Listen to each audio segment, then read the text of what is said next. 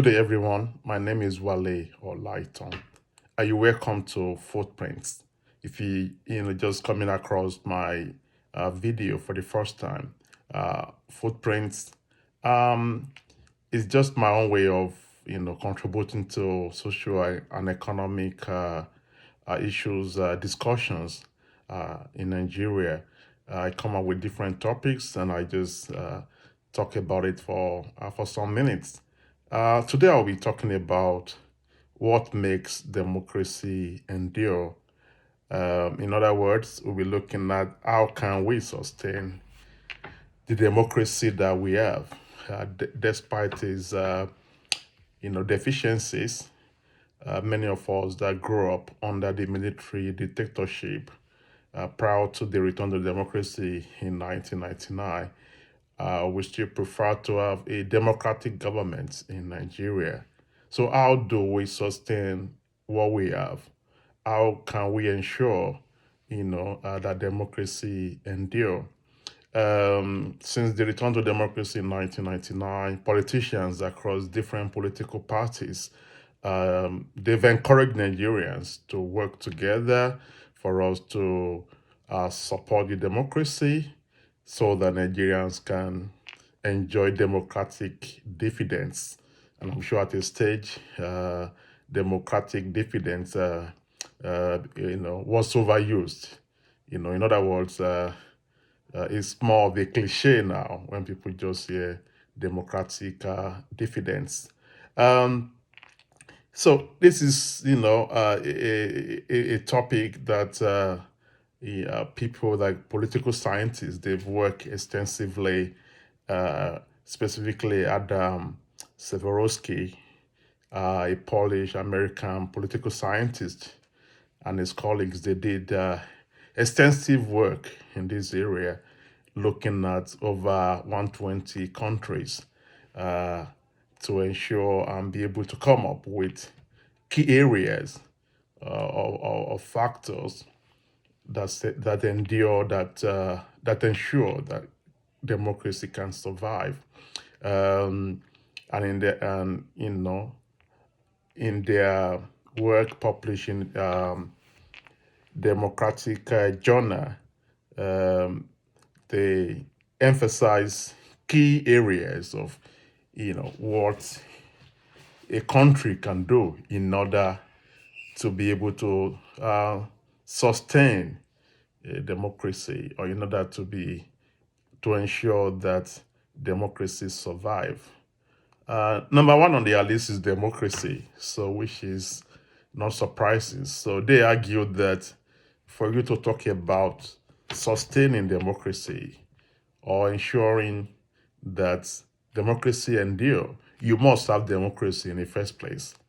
So that is number one on the yes. So even in Nigeria, when we talk about having, sustaining democracy or ensuring that, excuse me, that democracy endure, uh, the first thing is that you must have a democracy, and we have a democracy in Nigeria.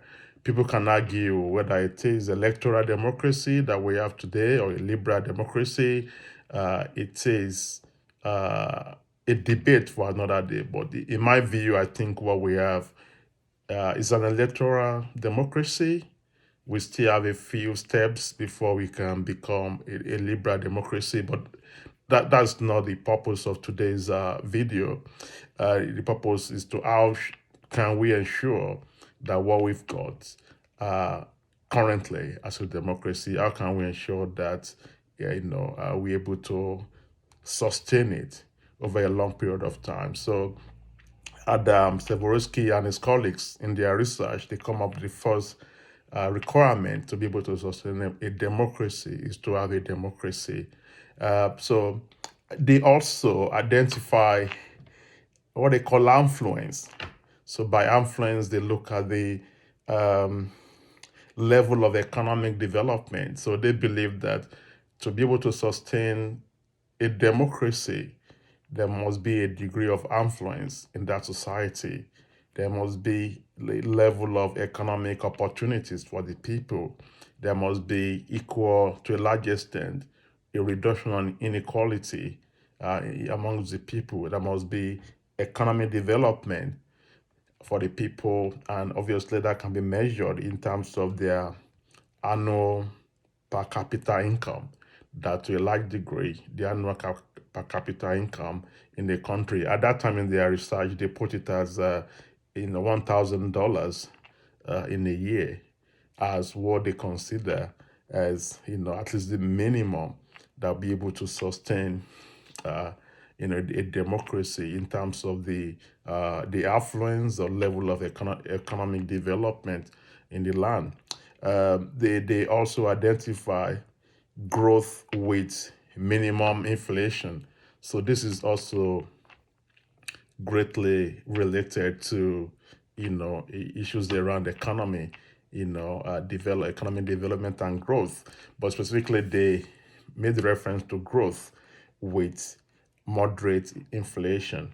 So that is why in Nigeria, that is a big issue for now with the level of the exchange rates of naira to dollars and to other international currencies. So we need a lot to do in that space to be able to have moderate or reasonable inflation, because it is a requirement as identified by Adam Seforowski and his colleagues, that it is a requirement for to sustain a democracy by having growth with moderate inflation in the economy.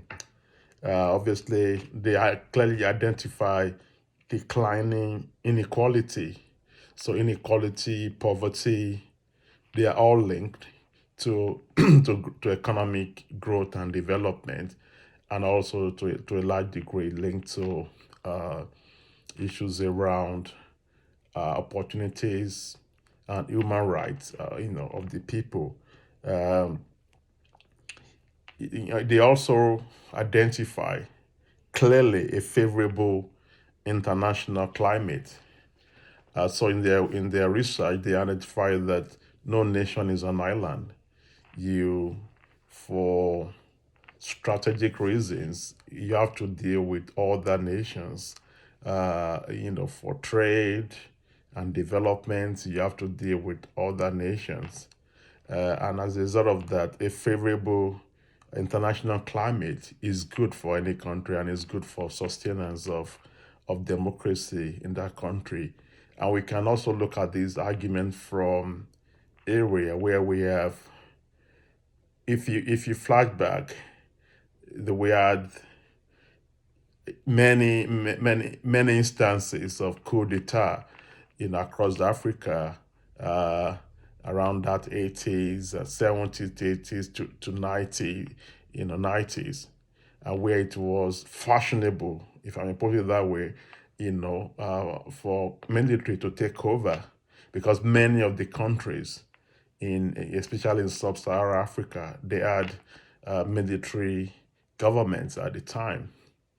But over time, it became unfashionable, with many countries returning to democratic rule, international communities asking for return to democratic rule, and even African countries, even ECOWAS and some other regional organization demanding, for return to democracy. It became so difficult for military regimes to survive, and many had to make that, reluctant move to return to democracy. We can go back and see between Babangida, when he step aside, uh, from as a military head of state in 1993, and then we had, all the military, arrangement that followed, from Abacha to uh, Abu Salami, and by the time he got to Abu Salami, he knew that the game was nearly over. The game was over. Nigeria was completely isolated in the international community, and they had to transition to a democratic rule. So, still talking about the points that sustaining a democracy requires a favorable international climate. Um, Also very important and imperative to this discussion is the need to have um, you know, institutions that really support democracy. They look at issues around having either parliamentary system or democratic system of a government. In their research, they strongly argue that parliamentary system is more in longer term actually is more supporting of a sustainable uh, democracy, and also talking around that institutional architecture. You talk about judiciary, you talk about other arms of the government, supporting democracy. So, in your opinion, can we survive? Can Nigerian democracy survive? Do people still have issues? Do people have trust in democracy to survive? With elections, and people still have a bit of complaints here and there about the elections, about the judiciary. Do we believe that it will still take some time for us to get there? Is it like a glass empty or a glass half full? Is it completely, we don't have any democracy? You believe we don't even have any democracy at all?